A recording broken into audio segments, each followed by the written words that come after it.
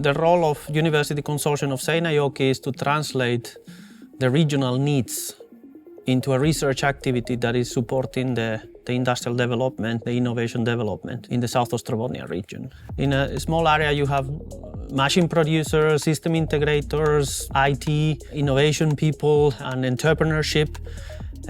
which is perhaps not supported by a direct university or which is not supported by a research activity. So what I believe is that the role of University Consortium of Seinäjoki is to bring that research into closer to the development activities of the region and to support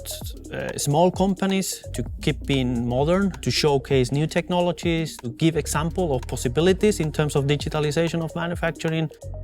The role of a research professor is to support companies' access to innovation and renewal opportunities in the area of digital manufacturing.